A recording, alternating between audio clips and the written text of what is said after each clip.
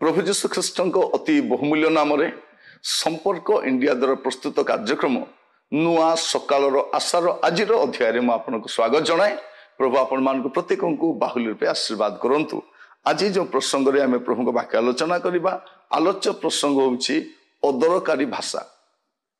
अदरकारी भाषा आम प्रत्येकंकर भाषा अछि आ से भाषा मध्य अनेक अदरकारी शब्द गुड़ाक अछि जोड़ा आम व्यवहार न कले भी चलो। प्रत्येक आप जेकोसी भाषा ओडिया भाषा देखंतु, बेंगली भाषा देखंतु, तेलुगु भाषा देखंतु, मलयालम देखंतु, कौन सी भाषा रे मध्य आमर भाषा अच्छी किंतु तारी मध्य अनेक अदरकारी भाषा मध्य अछि आ से गुड़ाक व्यवहार न कले भी चलो किंतु आमे से गुड़ाक मध्य व्यवहार करथु। आपण देखंतु, आप बसिक जो देखिए दिन मध्य केतेटी कथा कहले जोटा कि दरकार नथिला, दरकार नथिला। आमे कहिला पर कौन कहूछु, हाँ कहीदेली कौन हैला, कौन तंटी काटी दबो, कौन फांसी दे दबो। आमे बेले बेले कही कि जदि कहीं कहब तुम कहीं एमती कहलो कहले मत आम रागी जाइथो, तुम केमती कहबार नथिला। आमे कहू कौन तोठार ट्यूशन नेबार अछि, मते जहाँ इच्छा लागला मु कहली, मो कथार मु मालिक, मो पाटिरे जहाँ भी बाहर माने बाड़ मध्य न थाए। अनेके कहिला परे भाबंती भी नहीं जे एटा कहिबा द्वारा काको दुख लागी कही दियंती सब। अनेक स्वामी माने स्त्री मानकु, स्त्री माने स्वामी मानकु, सासु माने बोहू मानकु, बोहू माने सासु को, विश्वासी माने पालक मानकु, पालक माने विश्वासी मानकु। समाज रे अनेक प्रकार कथबार्ता देखिबे आपण, अनेक अदरकारी भाषा गुड़ाक आम व्यवहार करथो। आम कहूँ देख से भाषा कहूँ, से भाषा कहला माने से भाषा दरकार नथिला। अभी आम जानी पारुना सेटा बाइबल गोटे पद लिखा जाए माथ्यू तार 12 पर्व 36 और 37 लिखा जाउछि, मु तुम मान को कहूछि, जीसु कहउछन्ति मु तुम मान कहूछि मनुष्य माने जे कोनोसी असार कथा कहंती विचार दिन रे से माने सेतिर उत्तर देबे। अभी कहा उत्तर देवार नहीं, विचार दिन से माने सेतिर उत्तर देबे। जेणु तुम वाक्य द्वारा तुम्हें निर्दोष और तुम वाक्य द्वारा तुम्हें दोषी बोली प्रमाणित हब। माने केते स्पष्ट जीशुंकर कथा केते स्पष्ट। से कौन कहउछन्ति मु पुनी थरे पढ़िबा पई चाहे किंतु मु तुमान कहूछि मनुष्य माने जे कोनोसी असार कथा कहंती, अदरकारी कथा कहंती, भाषा मध्य अनेक अदरकारी शब्द अच्छी ताकू व्यवहार करती न कहले भी ही था। आप देखिए अनेक डिपार्टमेंट रे, पुलिस डिपार्टमेंट रे जातु तांकर भाषा स्टार केतरा लगी मत भाषा बाहरी पड़े। आप रेलवे स्टेशन जातु, कुलीमान पाखे जातु, आप बस स्टैंड रे जातु, हेल्पर ड्राइवर मान को भाषा देखिए।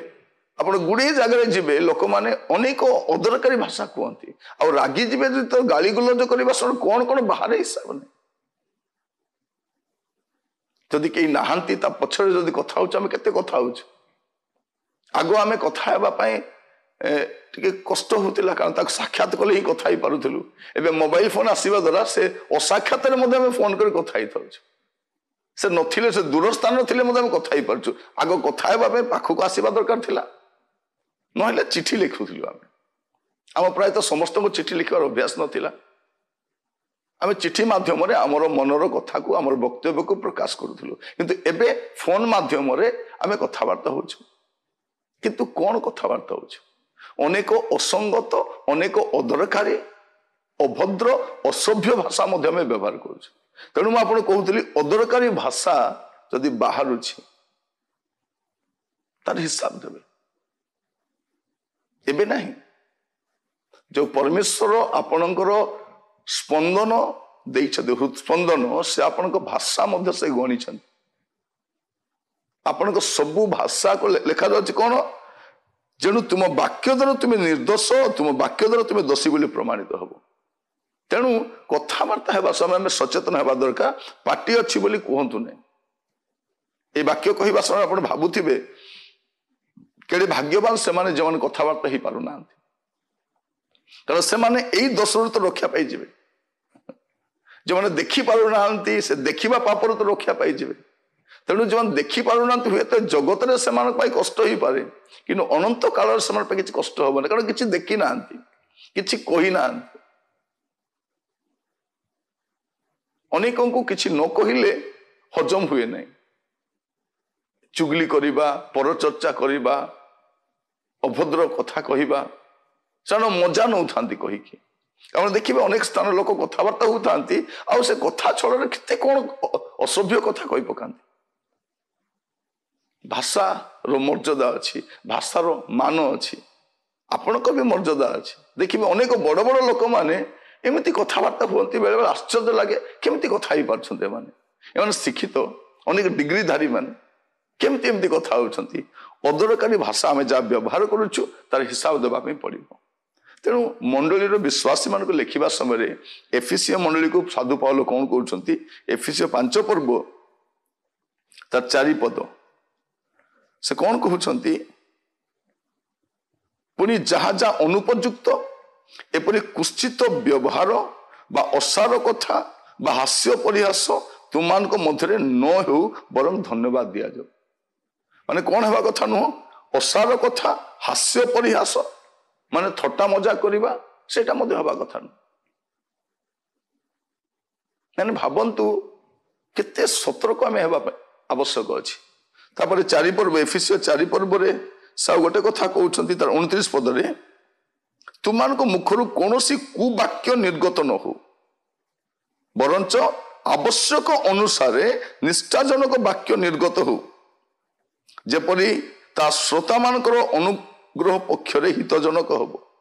माने तुम मान को मुखरु कुवाक्य निर्गत न हो।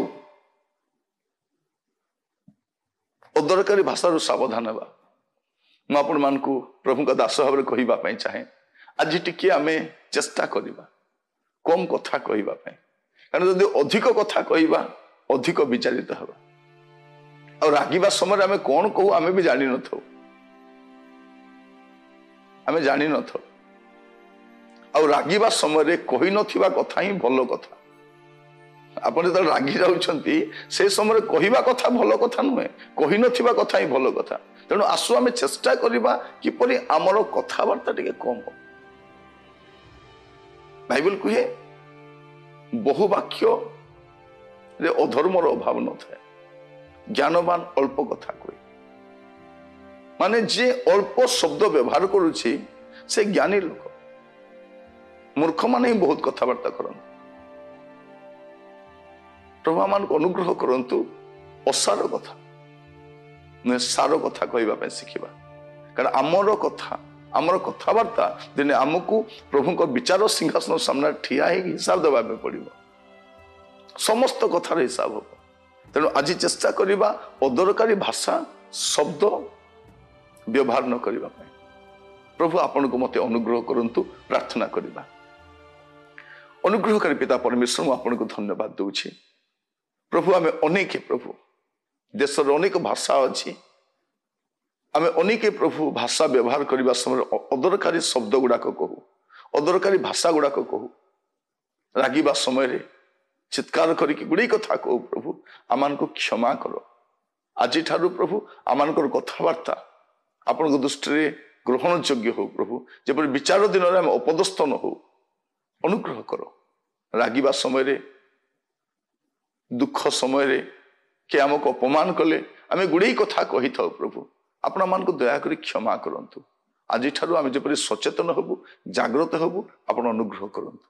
प्रभु आज दिन सकल भार आपण हस्त रखिली। प्रभु जो माने असुस्थ पीड़ित अच्छा दया कर जो शज्याशायी अच्छा जत्न नियो युवा पुओ जो स्कूल कॉलेज को जाती जत्न नियो जो परिवार दूर रोचते सहित परिवेश हो समस्त व्यवसाय कार्य दया कर। प्रभु प्रभु जगतर समस्त परिस्थिति आम देखुचु प्रभु किसी भल ना आम भारत में शांति समाधान सुरक्षा दे कढ़े नियो प्रत्येक सहित परमेश्वर हो। आज दिन सकल भार आपण हस्त समर्पण करी प्रार्थना मोर प्राणर प्रिय यीशु नाम रे मागिली आमीन।